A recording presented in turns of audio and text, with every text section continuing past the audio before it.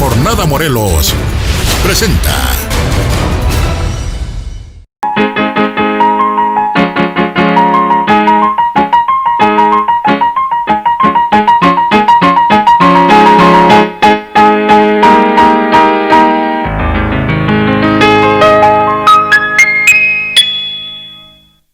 Bienvenida a la Jornada Morelos, a todo nuestro auditorio, a todas las personas que nos siguen y a Espacio Educativo y Cultural SER.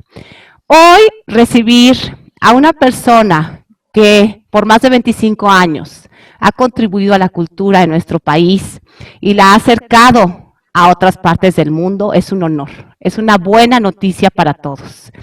Y además hacerlo en el día a día, 25 años se dice fácil. 25 años en el día a día es una historia que contar y es una buena noticia que dar. Es un enorme gusto y un honor recibir a Elena Catalán para la Jornada Morelos, para Espacio Educativo y Cultural SER. Bienvenida, Elena. No, es un gusto para mí y un honor poder estar hoy con ustedes compartiendo un ratito. Y sí, es verdad, se dice fácil y fíjate que nunca lo hubiera creído, ¿sabes? Cuando empecé a estudiar Historia del Arte, jamás me imaginé que pasaran tantos años sin dejar un solo día de trabajar para la cultura y para nuestro país. Sí, definitivamente. Elena, decides estudiar Historia del Arte, ver todo lo que son los contextos, el desarrollo histórico, los diseños, los formatos. ¿Qué te lleva a estudiar Historia del Arte, Elena? Fíjate que desde chica tuve una influencia enorme. Mi madre es historiadora y bueno, un poco la historia y sus cuentos y sus pláticas constantes, su amor por México, pues me acercó muchísimo al mundo de la historia. Yo en realidad quería estudiar historia. Entré a Historia del Arte, debo de decir que un poco rebotada, porque en el semestre en el que yo iba a entrar a la universidad, yo estudié en la Universidad Iberoamericana, no abrían la carrera de historia y abrían Historia del Arte. Y me acuerdo que una maestra que después fue una persona y un pilar muy importante en mi vida académica, Blanca González, me dijo, quédate, prueba Historia del Arte y si no te gusta, después te cambias y tal. Y me quedé en Historia del Arte. Y la verdad es que si volvieran a hacer, volvería a estudiar Historia del Arte, porque al final la historia del arte lo que te ayuda es a entender el mundo en el que vivimos a través de la estética, ¿no? Entonces es maravilloso porque puedes entender el contexto de la historia de la humanidad a través de aquellos que se han dedicado a hacer arte. Y después de todo, el arte es el reflejo de cada momento histórico que ha ido pasando la humanidad, ¿no? Y eso es maravilloso. Y luego ya es un reto, porque en realidad es una carrera que puede ser una carrera muy teórica, y el llevar esta carrera a la práctica, a que se convierta en algo utilizable y muy en una herramienta para la sociedad, pues de alguna manera fue todo un reto, ¿no?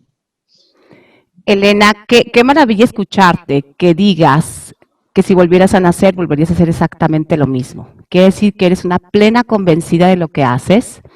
Realmente no es el caso de todos. Hay mucha gente que se levanta todos los días precisamente no a hacer eso. Entonces, definitivamente nos habla de ti, de tu esencia, de tu convicción en el trabajo. No solamente es el hacerlo, es que realmente tienes la pasión y el amor por hacerlo. Como historiadora del arte, definitivamente el pasado nos hace un presente y un presente puede dar una visión de un futuro. En lo personal, ¿cómo ha afectado el hecho de estar tan cercana a la historia en sí, en tu mundo personal? ¿Cómo influye el saber de historia en ti, en conocer sobre ti? Pues fíjate que te influye muchísimo porque al final es como en la historia del arte, es como si le hicieras un psicoanálisis de alguna manera, ¿sabes? A la humanidad en diferentes momentos, y al final hay algo que te impacta, ¿no? Te puedo decir que puedo entenderme a mí como ser humano en mis diferentes etapas a partir de mis gustos estéticos, ¿no? Recuerdo que a lo mejor cuando estaba yo muchísimo más joven y tenía una clara influencia influencia mayor de mi madre y tal, pues el barroco era mi arte, ¿no? Estas vírgenes dolorosas, estos cristos, etcétera, etcétera, pues hablaban mucho un poco de mi historia personal, ¿no? De una religiosidad exacerbada de una familia, etcétera, etcétera, ¿no? Y conforme el mundo se me fue abriendo, conforme fui entendiendo otras cosas y empecé a conocer a Rothko y empecé a conocer a Henry Moore y empecé a conocer a una serie más de artistas que fueron impactando en mi vida y que después he ido entendiendo por qué me han impactado, o arquitectos, ¿no? El entender los espacios, etcétera, etcétera, pues ha sido fundamental. Y te puedo decir que la historia del arte me ha llevado a vivir ahora donde vivo, ¿no? Vivo en un lugar que me encanta, vivo en un lugar que es una de las ciudades con más historia y con más patrimonio del mundo, ¿no? Toledo. La ciudad de Toledo, la ciudad de las tres culturas, la ciudad imperial, ¿no? Una ciudad que por donde camines, a la hora que camines, te sorprendes, ¿no? Te sorprendes por la arquitectura, te sorprendes por la traza de la ciudad, por los edificios, se respira la historia, ¿no? Y para mí es maravilloso poder salir por las tardes a caminar, o por las noches después de un día de trabajo, y toparme con la catedral o toparme con esta placita, ¿no? En la cual tienes esta oportunidad de tener este contacto con el pasado y con el presente, etcétera, ¿no? Entonces, claro que la historia del arte ha influenciado mi vida al 100% y me he dedicado a ella, y me he dedicado además también a intentar que otros también puedan tocarla a través de llevar las obras del arte al espacio público, ¿no? Sí. Has sido pionera, Elena, en cuanto al desarrollo de estrategias, en el diseño de productos, en la venta de cuestión de servicios culturales. Estamos hablando de que tú ahora estás en Toledo, en un lugar donde puedes estar ahí sentada y puedes dar la vuelta y encontrar otro, en uno de los lugares, no sé, Roma, Toledo, tantos lugares tan icónicos, ¿no? Eres afortunada. Pero en el caso de México, habiendo sido pionera, habiendo a lo mejor tocado muchas puertas, porque ahora estás donde estás, pero seguramente no siempre fue así. Y además, normalmente cuando se decide tomar una carrera así, quizá en el caso de tu familia no, porque como nos cuentas, hay una historia relacionada, pero a lo mejor alguien que no está relacionado con el arte y que decide dedicarse a eso, lo primero que te dicen es que te vas a morir de hambre. ¿Estamos de Total, mira, acuerdo? claro, y no fue la excepción, ¿eh? Mi padre me dijo, yo soy la quinta de 5 hermanos, y mi padre me dijo, cuando le dije, voy a estudiar historia del arte, me dijo, no, o sea, estudia para peluquera, para lo que tú quieras, pero no vayas a estudiar eso. Y Menos fíjate eso. que fue algo, todo menos eso, ¿no? Porque además, a lo mejor si estudias historia, pues podrías dar clases, como que es más fácil, etcétera. Pero historia del arte siempre era la carrera ¿no? MMC, mientras me caso, ¿no? Y mientras te casas con un arquitecto, lo que sea. Entonces, yo creo que fue algo que se me quedó muy grabado. Entonces, tienes toda la razón. Realmente mi madre, historiadora, pero dio clases durante un tiempo en una escuela primaria y después se dedicó a su casa. Por lo tanto, lo dejó, ¿no? Y te puedo decir que sí fue un reto para mí desde un inicio saber cómo iba yo a manejar mi vida, qué iba yo a hacer para poder ganar y para poder vivir de mi carrera, porque Claro. si algo tenía muy claro es que no quería vivir de otra cosa que no fuera de la historia del arte. Y entonces me encontré en mi camino yo creo que lo primero que hay que tener, hay una cosa que es clave, y yo se la digo siempre a la gente que me pregunta, o a la gente que me pregunta que sus hijos quieren estudiar carreras tipo esta, y es que hay que tener pasión. Eso es fundamental en cualquier cosa que hagas en la vida. Entonces, me encontré con el turismo y me encontré con el turismo cultural.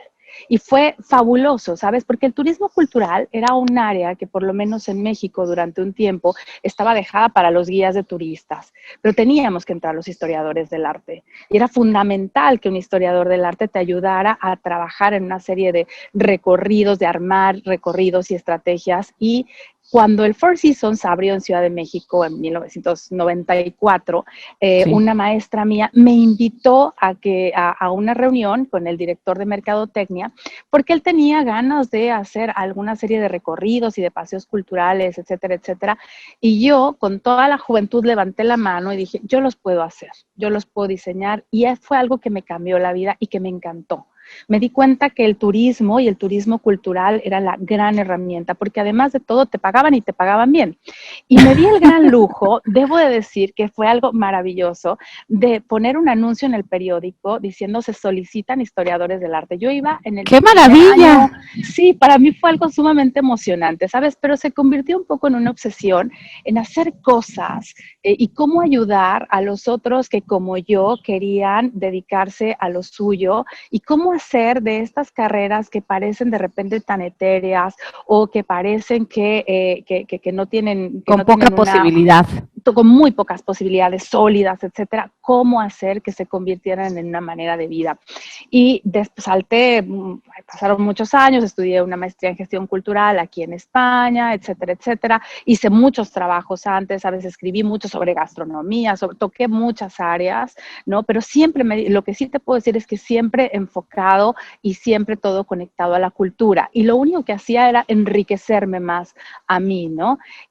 Hasta que llegué a México, regresé a México después de un tiempo y decidí hacer junto con un socio una asociación civil que se llamó Emprendedores del Arte, la Cultura y el Turismo por México.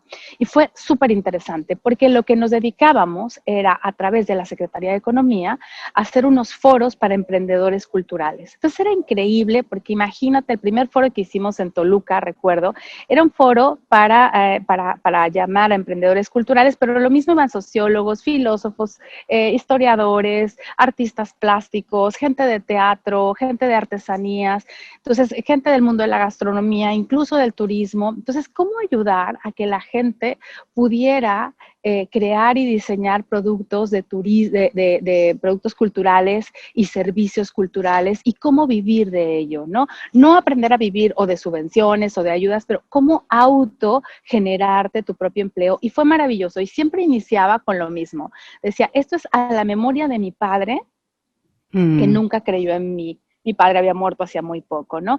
Y lo que intentaba yo era, pues, un poco entusiasmar y en contagiar a la gente de todas estas herramientas y mostrarles estas herramientas que tiene el mundo de la empresa, ¿no? Y para cómo utilizarlas en un producto o en un servicio cultural, ¿no? Y fue algo espectacular. Atendimos a muchos emprendedores culturales, salieron proyectos interesantes, dimos muchos foros a través del país y fue maravilloso, ¿no? Enriquecedorcísimo, claro. Elena, Totalmente. estás en México, te vas al extranjero, como ahorita acabas de mencionar, regresas a México. Para la gente que tenemos la oportunidad de salir y regresar, por los motivos que tú quieras, a veces un poco al principio, al menos en mi experiencia, me ha generado una especie de, me ha costado trabajo algunas cosas al regreso. Ujú. Costado trabajo no negativamente, sino la visión Ujú. cambia, la mente se abre, lo que conoces, lo que ves. Y por otro lado, México, un país tan grande en cultura, con una identidad tan profunda, con una mística, porque además de tener cultura, es una cultura mística. No es el caso de todos. Entonces, Así es. ¿cómo, ¿cómo percibe Elena en este ir y venir, pero que al mismo tiempo, pues somos tu gente, somos tu pueblo, eres mexicana? ¿Cómo percibe Elena a México? ¿Qué nos falta? ¿Qué podría ser mejor? ¿Y qué es muy bueno? Bueno, México tiene cosas maravillosas. Yo soy la fan número uno. Fíjate que mi hija me decía, mamá, cada vez te noto más mexicana. Le dije, cada vez me vas a notar más, porque para mí es un gran orgullo ser mexicana. México tiene algo espectacular. Lo primero es su gente, ¿no? Hay gente creativa, hay mucho talento, hay muchas, en todas las manifestaciones plásticas, ¿no? Artísticas, hay un talento espectacular. Creo que México también tiene un muy buen hacer. Somos espectaculares en cosas más técnicas, etcétera. ¿Qué le falta a México? Pues mira, yo creo que de repente a veces le hace falta mirar hacia el exterior, probablemente. Nos falta también creernos lo que somos, ¿no? Eso es algo fundamental. Nos falta también quizá en materia de arte y de cultura, nos falta quizá tocar más la fibra, más a la gente, más entender más el hacer proyectos que le sirvan y que le funcionen a la gente. Quizá durante los últimos años, mis últimos 10 años, me he especializado a trabajar en proyectos que tienen que ver y que implican el contacto y el diálogo directo con la gente, con el gran público, porque me parece que eso es lo que funciona, porque el arte tiene que estar a disposición de la gente. Entonces creo que todos estos magnas exposiciones de repente que llegan a recintos que casi parecen catedrales del arte, donde la gente le cuesta mucho trabajo pues entrar a veces, y donde a veces te cuesta también trabajo leer estas mamparas con estos guiones curatoriales sumamente complejos que lo único que hacen es alejar al gran público. Creo que lo que hace falta es hacer proyectos y hacer exhibiciones y estrategias que lo que hagan es acercar a ese gran público. Creo que es muy importante que se aporte y que se tengan recursos para generar proyectos culturales, ¿no? A veces cuando un país está, y lo veo aquí, o sea, Europa no es la excepción, donde primero se cortan los recursos cuando tiene sus situaciones extremas, etcétera, etcétera, de crisis económicas, es en la cultura. Y yo creo que es en todo lo contrario, ¿no? Es en el momento en el cual debes de invertir, porque al final estás invirtiendo en la gente, ¿no? En consumibles para la gente y enriquece al ser humano, ¿no? Me parece espectacular que menciones el primer punto o retomar el primer punto, que es que la cultura debe tener acceso, debe ser accesible para todos. Yo estoy en el mundo de la danza, soy bailarina y tengo un padre músico, entonces desde niña este contacto con la danza ya está, con la música ya está, y a veces en algunas ocasiones como niña, como joven, me parecía tan abrumador incluso el no poder comprender algunas cosas o el sentir que la sala me pesaba, ¿sabes? O sea, no era algo que en su momento tuviera como esta cuestión orgánica o natural o que me invitara. Qué maravilla escuchar de una historiadora del arte con tu nivel, con tu estatura, porque definitivamente sí considero el programa, la jornada considera que debe ser así. Y por el otro lado, la realidad es que al estar en estas posibilidades, en este rehacer y estar a lo largo de 25 años caminando con la cultura, es una autoridad el escucharlo. Entonces, qué bueno que lo manifiestes, me da un gusto enorme porque a veces se vuelve un poco un estereotipo más que una vida. Y por el otro lado, la parte de que a veces se considera el arte un lujo o el arte para determinados sectores. El arte es para la vida, el arte es para los seres humanos. Hoy por hoy estamos frente a una historiadora del arte que nos habla de que ha hecho su vida acompañada de la historia y que ha afectado positivamente su historia. Y así seguramente hemos tenido a Elisa Carrillo, hemos tenido a Iván López Reynoso, hemos tenido a tanta gente en el programa y todos coinciden con lo mismo. Entonces, de alguna manera se vuelve, no sé si una obligación, pero sí un amor por el arte mismo, el intentar devolvérselo, ¿no? Totalmente, ¿eh? Sí, al final es una deuda. Mira, yo no puedo dejar de pensar y en hacer proyectos que impacten y que beneficien a la gente, ¿no? Me parece que es fundamental y además cada vez claro, cuando estás en la calle, cuando la obra está en la calle, en el espacio público, tienes la gran oportunidad de ver cuáles son las necesidades, cuáles son las reacciones, cómo dialoga la gente, cualquier público, ¿no? Porque al final todos somos seres humanos, entonces los migrantes de Asia reaccionan de la misma manera que los migrantes de Estados Unidos y que los migrantes de Europa. Y entonces entiendes ahí que además de tener una exposición que estéticamente va a tener un diálogo individual con el que pase ahí, con el transeúnte, tienes que generar otros productitos, otros proyectos que ayuden a la gente, que realmente la obra de arte se convierte en el pretexto para que a partir de ahí generes otras herramientas que permitan ayudar, ¿no? En el caso, nosotros trabajamos muchísimo con los migrantes, ¿no?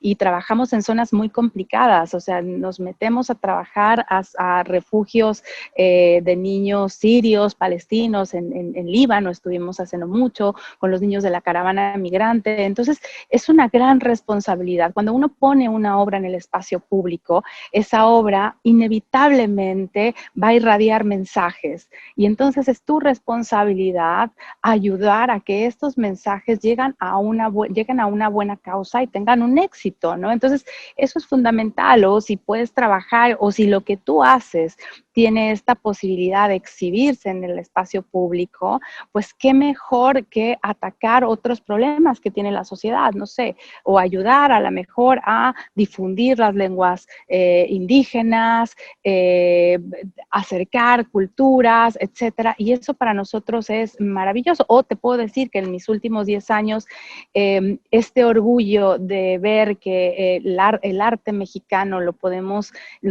llevar a lugares tan lejanos como Medio Oriente, pero también a Asia, pero también a Europa, pero también a América, es maravilloso que la gente tenga buenas nuevas de México, ¿no?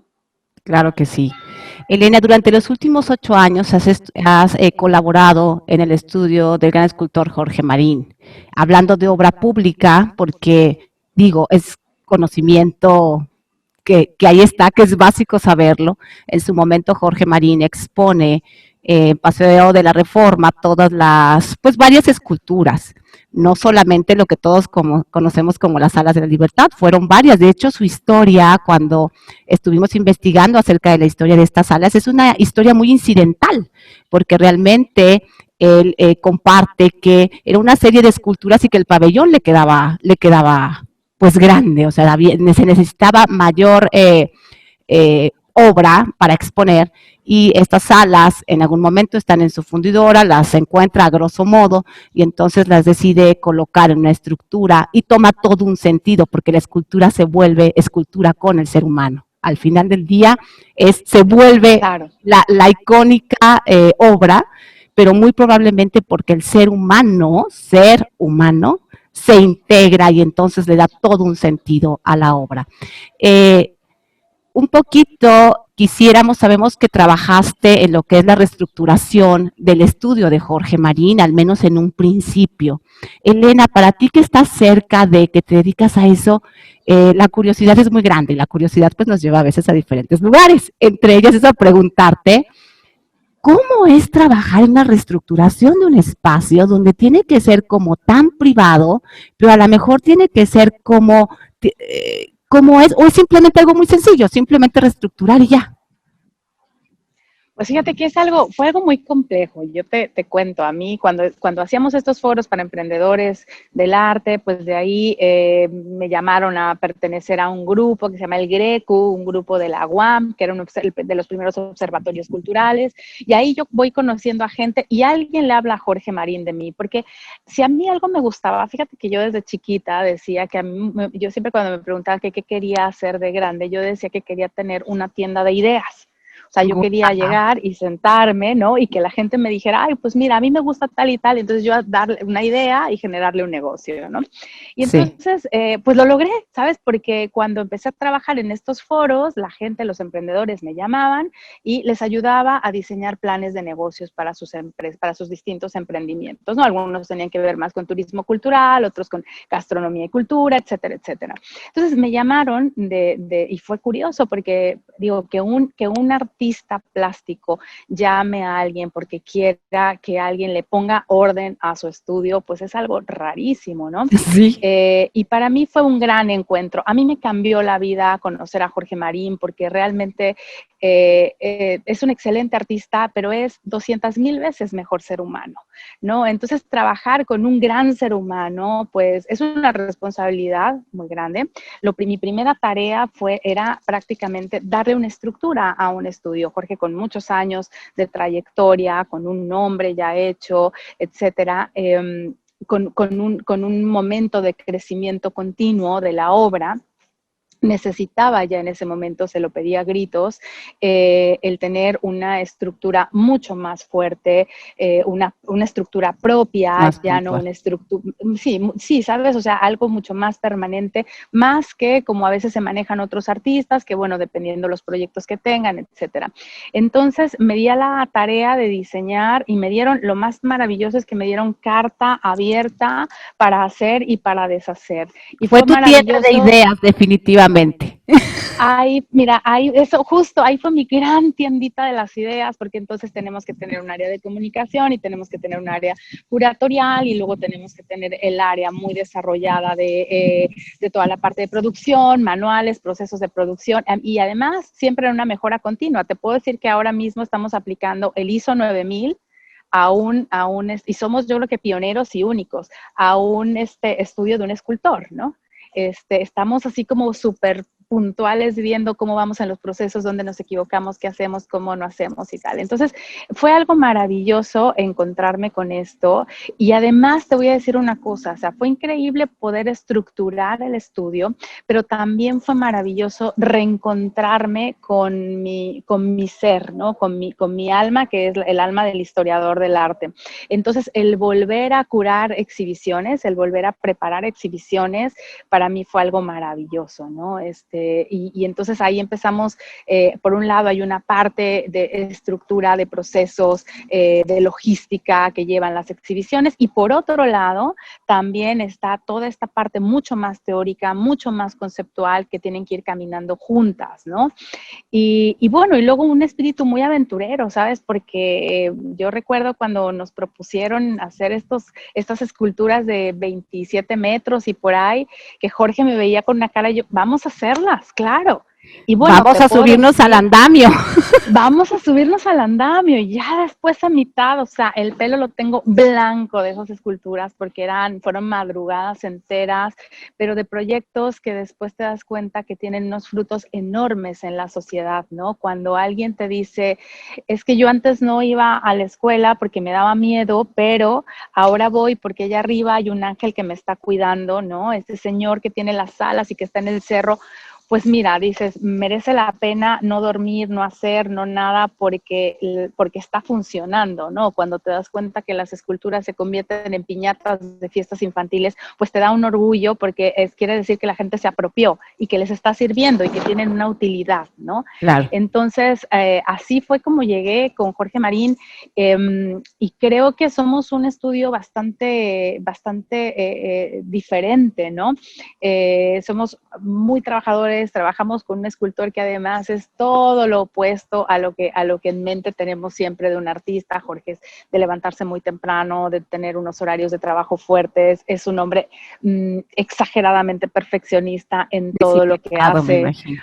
sumamente disciplinado, por lo tanto nos lleva a nosotros a ser muy disciplinados, muy exigentes, etcétera. Y luego se vino nuestro nuevo reto, que es la Fundación Jorge Marín, que no teníamos más remedio que hacerla. O sea, la fundación nos gritó que tenía que nacer y nos gritó porque la gente lo gritaba cuando se subía ese par de alas y los migrantes mexicanos se ponían a llorar y te decían, hacía mucho que no me sentía orgulloso. Entonces, no podíamos no existir. Platícanos sobre la fundación. Tenemos nosotros referencia, pero qué mejor que de primera mano lo sepamos, qué hacen, qué programas llevan, cómo la gente puede acercarse a lo que ustedes hacen. Claro, mira, la Fundación Jorge Marín nace principalmente, como te decía, nosotros empezamos a estar en el espacio público, empezamos a trabajar toda una larga carrera de internacionalización de la obra monumental, es decir, llevarnos estos monstruos a diferentes lugares en el mundo. Y cada vez que llegábamos y montábamos, por lo regular a mí me toca siempre estar en los montajes, cada vez que llegábamos y montábamos la obra, y sobre todo con las salas, no terminábamos de montar las salas cuando ya se estaban subiendo, no sé, un grupo de filipinas, un día se subieron corriendo, estábamos en Hong Kong y gritaron poder filipino. Y te juro que a mí ese grito fue un grito que Estremecedor. cambió muchísimo mi visión sobre la obra de arte en el espacio público, ¿no? Uh-huh. Porque claro, me di cuenta que esa obra tenía el gran poder de ser un micrófono enorme. para la gente. Entonces, teníamos que trabajar en ello y decidimos, nos dimos cuenta también que las salas son migrantes, yo soy migrante, todos hemos sido migrantes alguna vez en nuestra vida, y nos dimos cuenta que específicamente la obra en el espacio público y especialmente las salas se convertían en ese micrófono para los migrantes. Entonces decidimos que nos íbamos a dedicar a un tema central, como son los migrantes, la migración. Entonces hemos hecho muchos proyectos, hicimos un proyectito que vamos a continuar, que se llama Patria Migrante, donde migrantes mexicanos, principalmente en Estados Unidos, nos cuentan qué es para ellos la patria, ¿no? Y creo que, y eso funcionó muy bien, porque fue un proyecto que lo llevamos a Ciudad de México, en espectaculares del Metrobús, en la televisioncita del Metrobús, etcétera. Y lo que intentábamos es generar empatías, ¿no? Con estos migrantes, con estos paisanos que siguen siendo parte de México, que siguen siendo mexicanos, pero que están en otro lugar en el mundo. Y luego nos topamos, tuvimos un gran encuentro con UNICEF y decidimos unir nuestras fuerzas, ¿no? Ya habíamos, desde que hacíamos nuestras exhibiciones antes de la fundación, empezamos a diseñar una serie de tallercitos, primero que acercaran a los niños al mundo del arte, etcétera, etcétera, a través de la manipulación y el modelado de plastilina y de alitas y tal. Y después nos fuimos dando cuenta que cuando les preguntábamos a niños tailandeses si sabían algo de México, nos decían, uy, pues no sé ni dónde está, o si tenían unas referencias que no eran del todo buenas, etcétera, etcétera. Entonces empezamos a generar material que hablara sobre México y que difundiera a nuestro país. Y cuando la fundación empezó a funcionar, decidimos empezar a trabajar en otra serie de talleres, en talleres más profundos que pudieran realmente llegar a los niños migrantes y que pudieran realmente darles un beneficio. Entonces generamos equipos interdisciplinarios en donde un curador, un historiador del arte, un psicólogo especialista en arte terapia, etcétera, se reunieran y pudieran generar proyectos que les funcionaran, actividades que les funcionaran a niños en momentos de estrés muy importantes, como los niños de la caravana migrante, como los niños que están en campos de refugiados en diferentes lugares en Europa o en Medio Oriente. Y entonces así desarrollamos una batería de tallercitos que vamos haciendo, y que lo que hacemos es que cada vez que llegamos a una ciudad, estamos en una sede, sea permanente o sea temporal, generamos estos talleres en donde damos este apoyo de la mano con UNICEF a los niños migrantes de ese lugar. Y esto ha sido para nosotros algo que nos ha enriquecido muchísimo, ¿no? Yo creo que te puedo decir que nos ha dado más a nosotros mayores beneficios que estoy segura que los que nosotros les hemos podido dar a los niños. Tenemos un taller que se llama El Compañero de Viaje, ¿no? Donde los niños les damos un muñequito de tela y ellos lo tienen que intervenir, y no te puedes imaginar lo maravilloso que es ver a niños que durante 2 horas vuelven a ser niños que vienen de la guerra, niños que han perdido todo hace no más de 2 años y que están en un campamento encerrados, que nunca han salido de ese campamento, que no pueden ir a la escuela, que no pueden nada, y cuando tú llegas y los haces que otra vez jueguen, bueno, es la alegría más grande. Entonces, lo único que nos da son ánimos de hacer más cosas, ¿no? A partir de eso hemos empezado a generar muchos, totalmente, ¿sabes? Nosotros somos ya unos enamorados en hacer proyectos de este tipo, y vamos generando diversos proyectitos que de alguna manera llevemos el arte de México, las tradiciones, etcétera, hasta el próximo que tenemos, que es maravilloso, en el que estamos trabajando. Y lo único que te puedo decir, para no desvelar mucho, nuestra fórmula para este proyecto han sido la voz de niños, más lenguas indígenas, más arte contemporáneo. Y ya verán lo que va a salir, porque es una maravilla. Estamos encantados trabajando en estos proyectos nuevos, ¿no? Definitivamente conmovedor lo que nos cuentas, Elena, y de alguna manera estaba implícito, ya lo respondiste, para aquellos que tengan esa lectura entre líneas, el hecho de cómo reciben en otros países la obra de un mexicano, de un artista plástico mexicano, porque además las Salas de México se encuentra de manera permanente en 13 países, además de que está de manera rotatoria, está viajando, ¿no? Que más bien sería volando, que más bien sería volando. y dando toda esta conexión y de alguna manera nos comprueba, y tú, no sé, seguramente te sumas a esta idea, comprueba el poder del arte, porque esas salas pues inician su vuelo en México, pero continúan su vuelo en ese niño, pero continúan su vuelo en tu vida, pero continúan el vuelo en la persona que es migrante de tal o cual lugar, pero continúan el vuelo hoy tocándome a mí, estando cerca de ti, pudiendo palpar toda esta energía con el entusiasmo con el que hablas del proyecto que se palpa que es parte de tu vida. Elena, vamos a hacer una tienda de ideas en este momento. Me Vamos a parece muy bien. pensar Vamos a pensar que han pasado, no sé, 300 años y que has tenido la oportunidad de vivir 400. Y en esos 400 años, a ti te tocó estudiar historia del arte, la existencia te pone a Jorge Marín en el camino, conoces, vives y haces sobre esas salas. ¿Qué dirías como historiadora del arte 400 años después, 300, ponte no muy lejos, 200? Ya te vendo la idea más a corto plazo. Ya, más a corto, por favor. Más a corto plazo. ¿Qué dirías que esa obra marca para la historia? Mira, yo creo que lo primero, alguna vez una mujer intelectual me dijo que esas salas en Paseo de la Reforma, que ahora nos movieron más cerquita del Ángel, Sí. esas salas en Paseo de la Reforma, como ninguna otra obra en el mundo de la historia del arte, se habían ganado su lugar. Y te puedo decir que yo creo que sí, esas salas se convierten en ese gran símbolo que además para ti significa una cosa, pero para mí a otra, pero lo que genera es esta democracia de la humanidad, ¿no? Todos los que nos subimos ahí tenemos sueños distintos, nos pasa algo distinto cuando te subes esos 3 escalones, pero al final todos los seres humanos nos damos cuenta que tenemos un mismo hilo conductor, ese deseo de libertad, ese deseo de soñar, ese deseo de volar. Y creo que lo más importante de todo esto es que esas salas son de México. Las salas que vas a ver en Quebec son las salas de México, pero luego las salas que vas a ver en Dubái son las salas de México. Es decir, México tiene alas y tiene alas muy grandes. Entonces creo que eso es algo fundamental.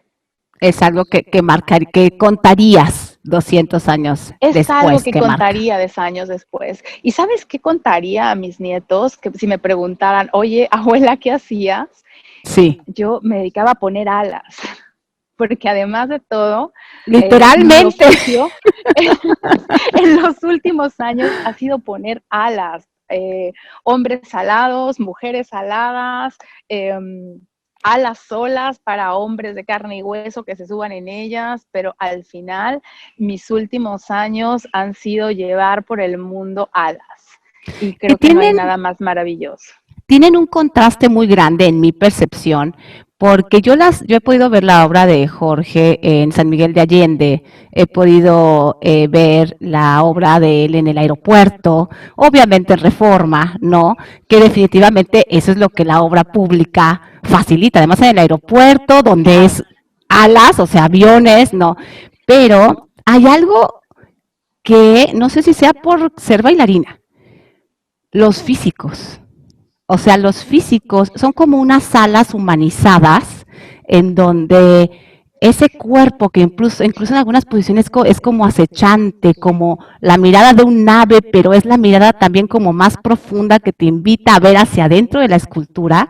Y la parte humana, repito, a lo mejor por ser bailarina, como que eso me posibilita. Hoy por hoy que las salas estén cerca del Ángel, uno tiene una cuestión muy representativa, Ciudad de México, el Ángel de la Independencia, pero esas salas allá abajo, digamos, son más cercanas en el sentido de que yo como humano puedo trascender incluso el mismo monumento. No sé si me explico. Totalmente. Sí, claro, sabes, o sea, además yo creo que el gran éxito de estas salas es que son ponibles, ¿sabes? Es una escultura para ponerse y eso es increíble.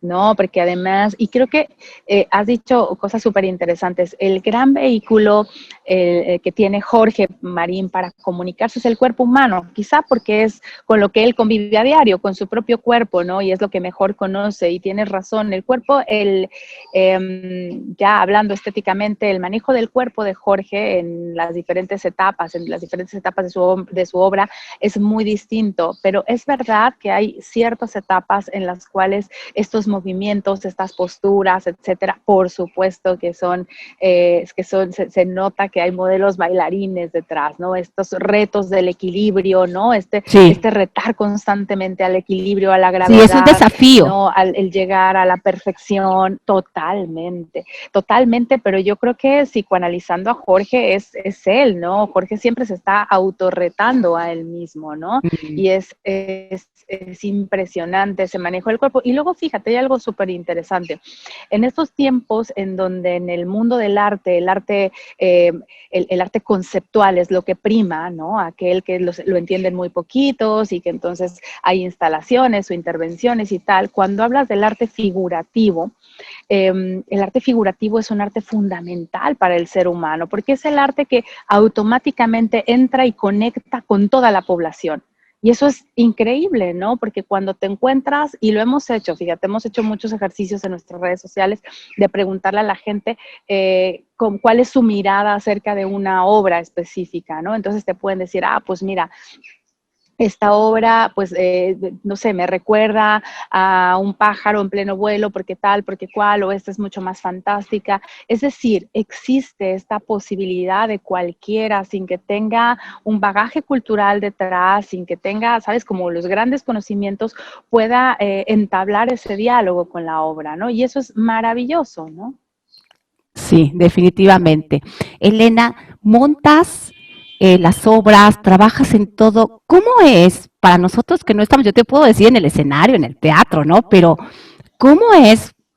A lo mejor para mí es llegar y estar una hora antes y tener que calentar y luego el maquillaje y luego ponerme el vestido y o estar en el ensayo 3 meses antes porque entonces lo vamos a presentar no sé cuándo. ¿Cómo es coordinar eso? ¿Cuáles son las fases para que la gente sepa cómo es? Parece algo simple, pero... Son 10 esculturas en Oslo y bueno, lo que hacemos una vez que llegamos a una sede y ya estamos ahí, maravilloso, empezamos a pensar en la siguiente sede. Contactamos casi siempre con las embajadas nos dan una gran ayuda y un gran soporte para contactar los espacios, hacen de intermediarios, realmente se implican muchísimo, hacemos un trabajo en equipo importante con ellos y de ahí viene un trabajo fundamental y muy fuerte. Desde buscar sponsors para el traslado de las obras, los seguros, los montajes, luego planear lo que vamos a hacer en cada una de las sedes, si vamos a hacer un taller, si vamos a dar conferencias, qué se va a hacer en la inauguración, etcétera, ¿no? Toda la estrategia de comunicación, ¿no? O sea, cuando llega la noticia a México, cuando la noticia se da en la sede actual y ya estamos preparando la siguiente, ¿no? Te puedo decir que en este momento tenemos exposición monumental en Estados Unidos, tenemos en Oslo, tenemos aquí en Europa, tenemos en Chihuahua, en México, ¿no? Y luego vamos sacando exposiciones chiquitas o pequeñas participaciones, etcétera. Por lo tanto, es un trabajo, pues, de tiempo completo y de todo el año, ¿no? Porque estás preparando con años de anticipación, ¿no? En este momento, las itinerancias de Europa para países mucho más complicados, como pueden ser Italia o como pueden ser Inglaterra, pues trabajamos hasta con 4 años de anticipación, ¿no? Para poder llegar a un lugar. Entonces son trabajos importantes y fuertes, ¿no? Y luego ya viene esta parte que es como pues ya muy emocionante, muy divertida, como el día de hoy, ¿no? Que hoy ya estamos a punto de la inauguración. Sí, esto es una primicia, compártelo porque sabemos que mañana Toledo vuela, mañana Toledo pone sus alas de México. Cuéntanos, por favor, y compártenos, Elena. Mañana Toledo tendrá a las mexicanas, ¿no? Y eso es bien importante para nosotros y para la comunidad mexicana que vive aquí además, ¿no? Pues sí, mira, las salas vienen de Beirut, son las salas que traen una historia pues importante, son las salas que teníamos en Líbano, y estas salas las tuvimos que quitar por todos los problemas que Líbano ha tenido, las tuvimos que traer a Europa, y cuando llegaron aquí a Toledo, empezamos la cuarentena. Entonces las pobrecitas las tuvimos que dejar guardadas un buen rato, y por fin las vamos a poner. Entonces las vamos a montar en el casco histórico, en el centro histórico de Toledo, en la puerta más noble de la ciudad, que es la puerta de bisagra, en el patio de armas. Y bueno, pues la verdad es que estamos muy emocionados porque en un momento de pandemia en donde la gente está tan sensible, donde entre que sales, no sales y la incertidumbre es lo que prima, el llegar y instalar unas alas con el poderío iconográfico que tiene, pues sabemos que que van a ser un éxito seguramente, y sobre todo lo que queremos es que la gente y que los toledanos las disfruten, ¿no? Que jueguen con ellas, queremos que la gente pues tome fotos, se suba, tome videos, etcétera, pero sobre todo que siempre se lleven en la mente que esas salas son de México. Además de que en un momento histórico, literalmente hablando, o sea, estás hablando de que llegan unas salas en medio de una pandemia, porque ahorita en Europa las cosas han cambiado un poco, ya se está retomando, digamos, la vida medianamente normal.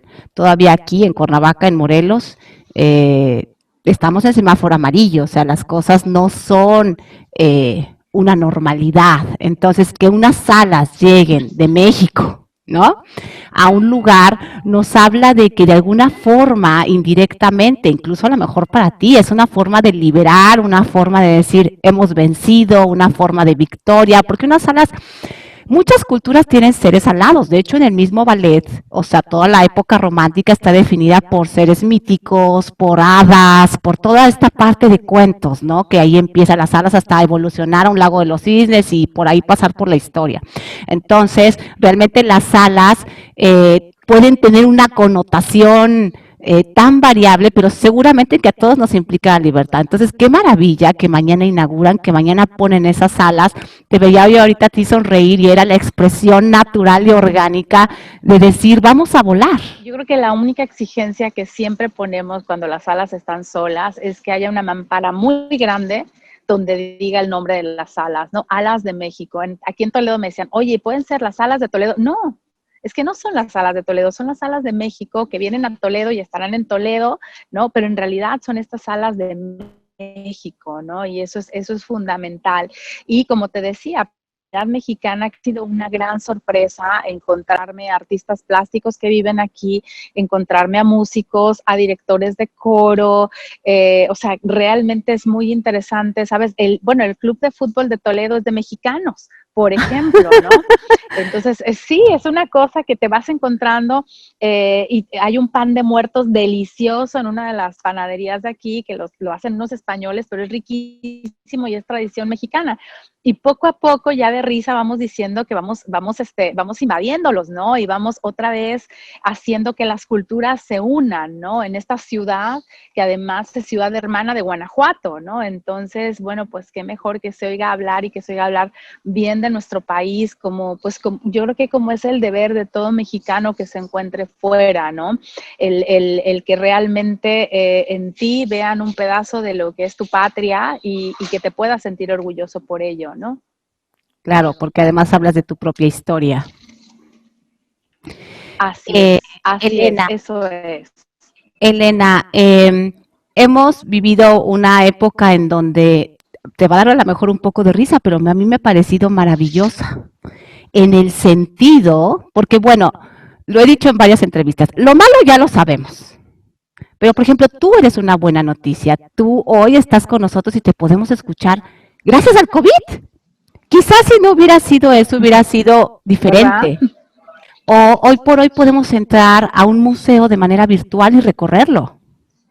Y hoy por hoy puedes ver una función Totalmente. de ballet y entrar al Bolshoi Ballet, pero puedes estar en Toledo, pero puedes saber que mañana, o sea, estamos sabiendo de primero que mañana inauguran las salas de México en Toledo, y entonces todo este abanico que de posibilidades a veces se vuelve escaso para algunos sectores, que a veces algunos sectores no pueden pagar un ver o no pueden acercarse a, porque lo indispensable es comer, ¿no? Y de ahí hacia otros sectores, a una clase, en fin, hacia otros sectores, eh, pareciera que el arte está cumpliendo su función indirectamente.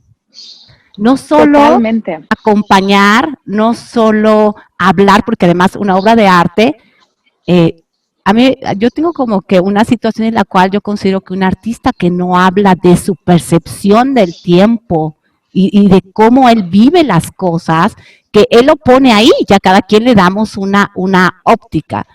Es una maravilla, es como que hubiera la misma existencia, tejido los hilos para que surgieran las grandes ideas, y hoy por hoy tú prendes un botoncito, desde tu celular, y esta entrevista la van a poder ver Totalmente. desde tu celular.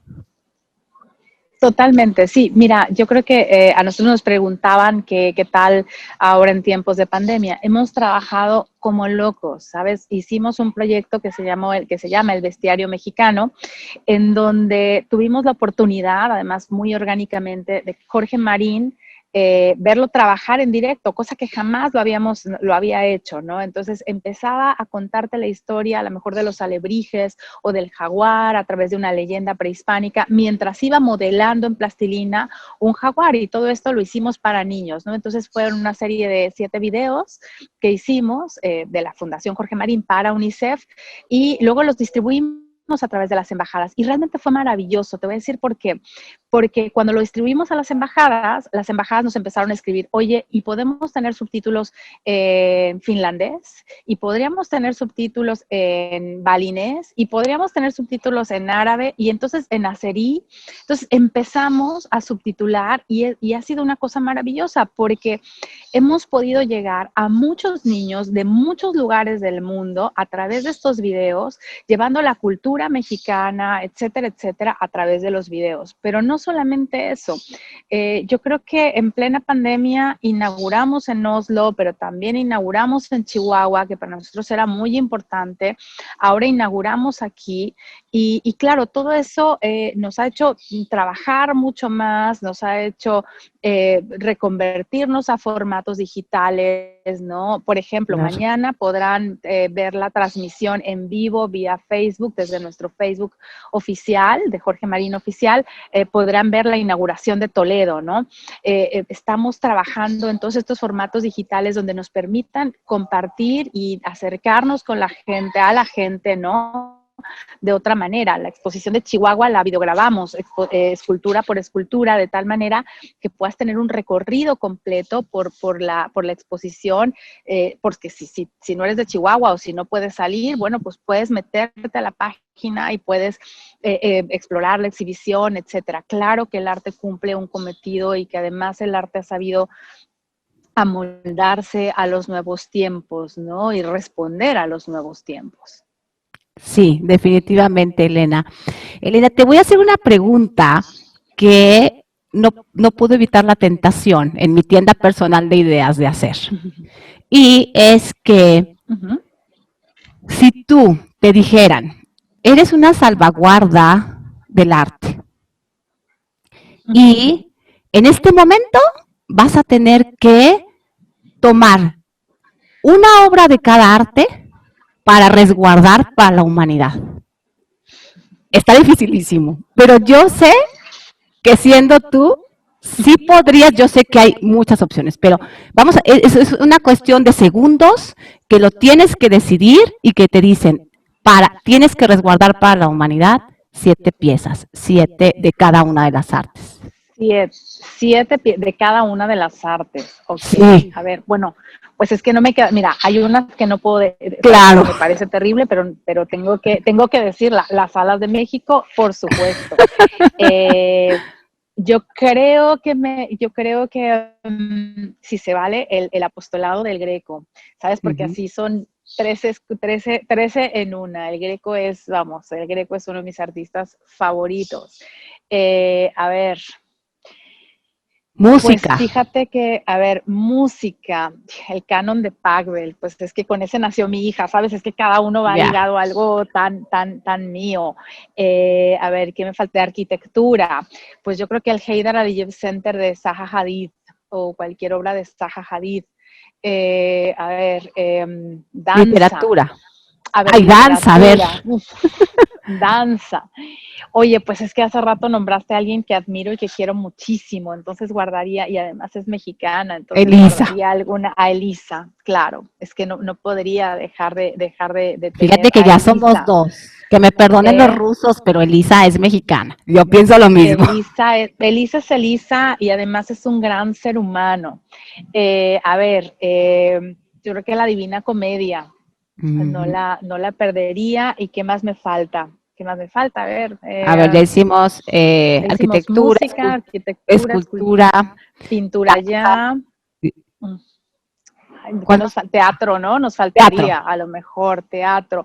Ay, pues mira, rescataría a Molière, porque con médico a la fuerza, porque siempre hay que reírse un poco, ¿no? Se me quedan muchos fuera, oye, porque se me queda Sí, Sorolla, es se me queda dificilísimo, Rocco, pero pero creo que con esos estaría yo un poco en paz. qué lindo que nos lo hayas podido aterrizar y responder, porque definitivamente es dificilísimo, pero una persona que está en la historia del arte, imagínate, uno nunca sabe, ¿no? O sea, siempre tener como esa idea que podría suceder en algún momento, uno nunca lo sabe. ¿Verdad? Uno nunca sabe. Elena, ¿qué querrías? Normalmente, a veces me es un poco difícil expresarme independiente a mi arte, ¿sabes? Porque se vuelve tan tuyo. ¿Qué escribirías? El arte así como ha afectado a tu vida o ha iluminado tu vida. Me gusta más iluminado que afectado, ¿sabes? Que ha iluminado tu vida. ¿Cómo, cómo te gustaría que te recordaran, que te ubicaran hoy en el presente y en el futuro? Las nuevas generaciones, porque Elena Catalán está ahí. Elena Catalán, hoy la estamos conociendo más de cerca. Elena Catalán ha hecho mucho, pero ahora te percibimos. El día de mañana puede estar escuchándote una criatura de 10 años que después puede tener 20. ¿Qué le quisieras dejar a estas nuevas generaciones como un mensaje personal? Lo primero, cómo me gustaría que me recordasen, pues como alguien que tuvo mucha pasión y que amó mucho a su país, ¿no? Eso es algo que me gustaría dejar, por lo menos a los que están más cercanos a mí. Y quizá como un legado a más abierto a la gente, pues seguramente sabes que yo creo que en esta vida no hay como tener la responsabilidad y la pasión por cualquier cosa que hagamos, ¿no? Y la continuidad. Creo que como seres humanos no solamente debemos de pensar como individuos, sino debemos de pensar como sociedad y debemos de pensar en construir una sociedad mejor, ¿no? Eso es fundamental. Y por supuesto que me encantaría que me recordasen como una promotora del arte mexicano, ¿no? Elena, no quisiera despedir porque un historiador, una persona que promueve el arte, definitivamente le digo con el corazón en la mano, no, no se puede uno despedir. O sea, es un bien que es una buena noticia para el mundo. Entonces, no nos queremos despedir de ti, queremos saber que estás ahí, queremos saber que tienes alas, que vuelas con México, por México y para México por el mundo. No nos queremos despedir, queremos estar en continua comunicación sobre tu hacer, sobre lo que mañana inauguran. Ojalá que mucha gente se anime a acercarse, porque tienen la oportunidad de estar en Toledo en segundos, Ojalá. con solo apretar un botón y ponerse sus alas y ponerse sus propias alas y vivir la experiencia. Independientemente a esto, en algún momento tuve el privilegio de tener muchas veces en casa a Facundo Cabral, que seguramente muchas gentes lo Ajá. conocen, y como amistad de la familia. Y él decía, y hoy no puedo dejar de decirlo, que cada artista que hoy oye Elena, una persona que se dedica a difundir el arte es una buena noticia, porque cada artista es un soldado menos, porque cada artista son muchas situaciones en la vida que a veces no iluminan tanto. Es un gran faro, eres un gran faro, Elena, nos ha encantado tenerte el día de hoy aquí. Te sentimos de verdad, te sentimos como si fuéramos, no hay distancia, porque el amor al arte, el amor a lo que se hace y la pasión con que se hace, no conoce distancia. Así como las alas no conocen distancia porque conectan, ya sea que estén en Oslo, ya sea que estén en Shanghái, ya sea que estén en Hong Kong, porque finalmente conectan con lo que todos somos. Seres humanos, Así es. seres sintientes y seres que al tener contacto con el arte seguramente que evoluciona no solo la conciencia, sino la esencia en sí. Elena, un placer tenerte hoy con nosotros, un gran abrazo, unas enormes alas que te acompañen de mucha luz en todo lo que hagas y estamos en comunicación, Elena. Claro que sí. Muchísimas gracias por este espacio. Y bueno, ya saben, mañana un clic y estarán viendo las salas aquí en Toledo. Muchísimas gracias. Un abrazo enorme y por favor disfruten ese México tan maravilloso que tienen ahí. Así que un beso enorme y muchas gracias. Muchas gracias, Elena. Esperamos que hayas estado muy contenta en Gracias. casa.